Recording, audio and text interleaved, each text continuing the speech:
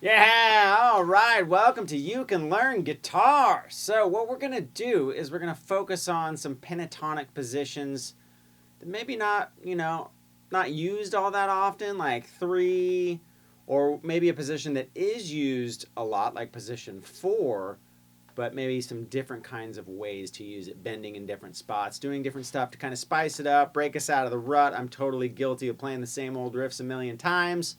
So what I'll do is I'll sit down and I'll tweak, find out where I like bends, but bend that same note in a different spot, and it opens up a whole bunch of new riffs. So down below there's going to be a link that'll get you to a page, kind of an introductory page.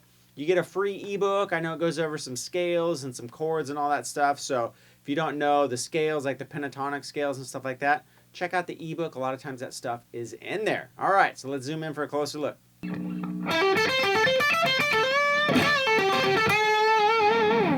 All right, so right off the bat, that's position 3 in A minor pentatonic, right? We got it. Now, a lot of people might know that as it's got a really cool, riffs like that, right? Where we do that big step and a half bend and that cool bend on the B string. But what's cool is if you bend this note on the G string 12th fret, it's the same note as this note that we like to bend to in first position, right? We're bending up to that A note, and if you're in A minor or A major, right, that's a great note. So what we're going to do is do a little kind of a picking pattern. So what I do is I go down the scale, or up the scale, and I go 9 and 12 on the G, and then I go 10 and 13 on the B. So we got, and then I'm going to go back up to the G. So I go,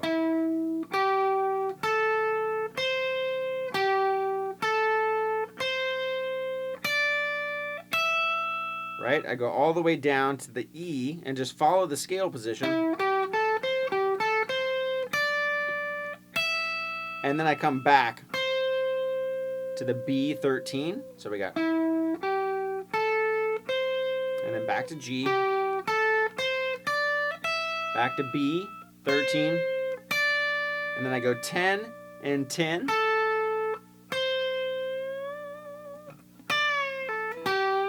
And then I'll come and I'll add that bend. So we got,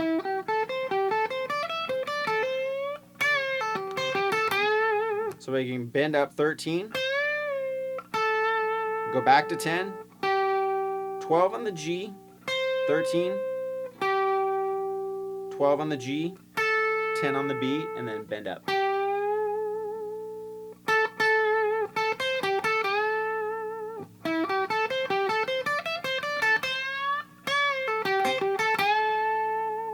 All right.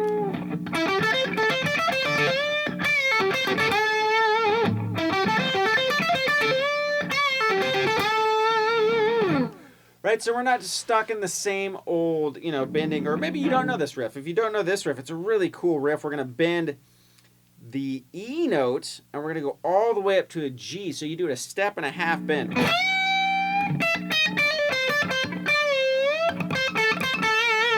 Right, so what we can do is bend that up a step and a half. So it's a whole step plus a half step, and then we're going to go down chromatically. And then I go, or either way, right? You can do that.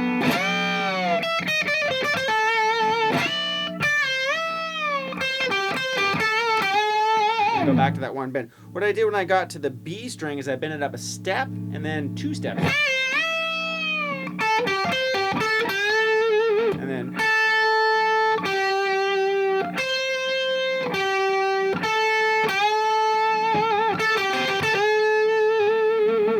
right? And then you can crawl back down.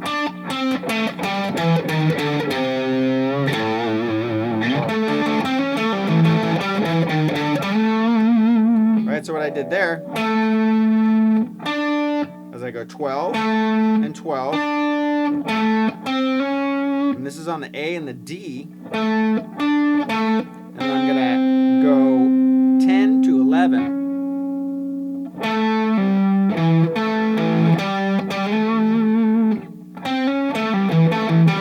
And slide back up to the A.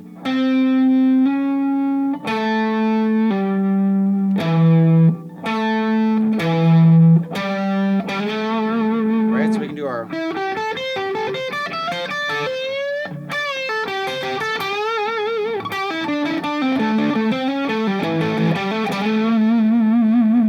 Right, so it's a little bit different of a way to use position 3. Position 3 is a really, really great position. So definitely, mess around with that. You don't always have to use the straight A minor, right? I use, right, I'll bend 11 a half step. If I want to make it sound a little more rock and roll, a little more major. And then what I'll do from there,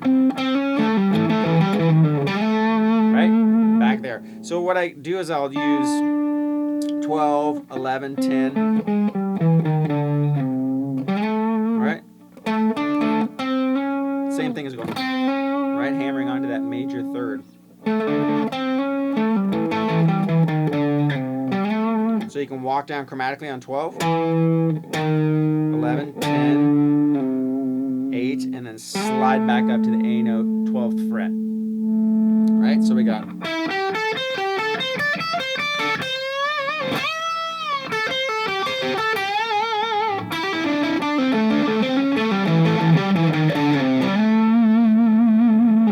Right, so it's this mixing of the major and minor like we keep talking about, but there's just an infinite amount of riffs. So what I'm going to try to do is just break down a bunch of different riff ideas that we can, pick from, or different ways to approach, maybe in a little bit more unorthodox way than you're used to, bending on different notes that you might not have thought of bending.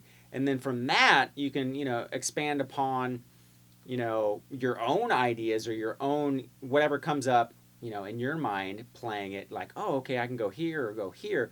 We're just constantly evolving this mixing of the major and minor, bending, tweaking just a little bit each time so we can get a little bit more and more, riffs in our bag of tricks, right? So let's go over some position 4 riffs.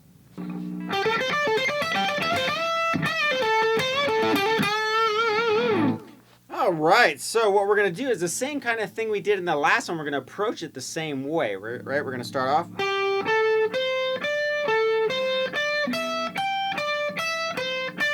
So we're going 12 to 14, 13 to 15. So we got,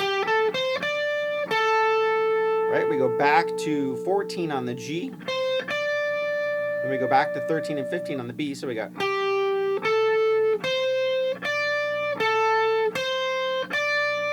Then we're going to go down to 12 and 15 on the E. And then we're going to go to 15 on the B. So we got.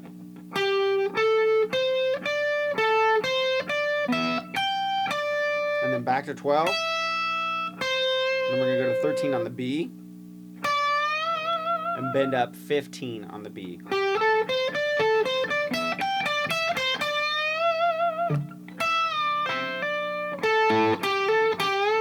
So we can go. So I'm going to bend up 15 with a little quarter note bend on 13.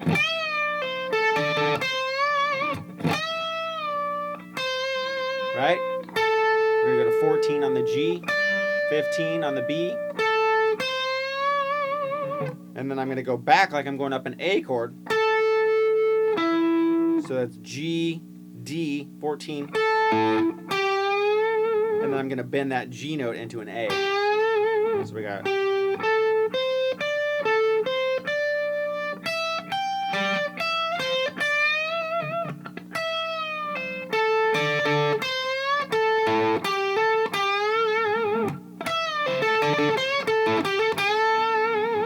Now we can go outside of the scale a little bit, right? We can go. And then we can grab 16. So I went. So that's 15, 16, down to 13 to 14, 14, 14, and then hammer on and pull off 12 to 14 on the G, and then bend up to 12th fret. So we got,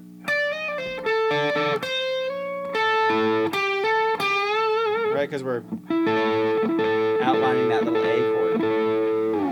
So that's another thing you can think about, right? You can approach the riff in the same way in both positions, but get a different outcome, right? We can bend some of the same notes, but since you're going up higher, you know, you're using the same notes, but you're rearranging them in a different way. So you get different sounds, right? And when you're coming into those riffs, say you're traveling up, it just gives you different options.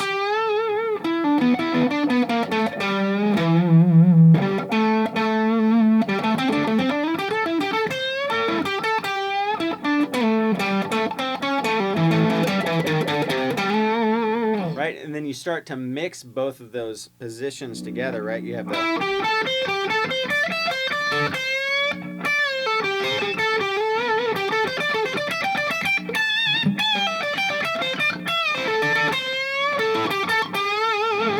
and then you can start to break them up, mix and match notes, and just mess around, right? This pattern.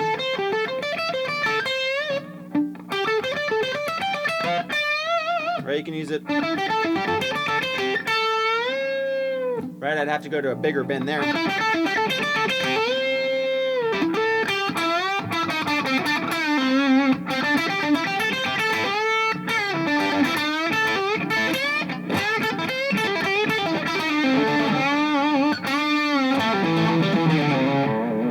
Right, and I'm starting to use those major thirds all over the place, but my point was I'm coming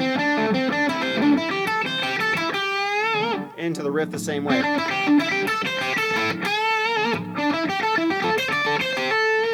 Right? And then you can do it up here.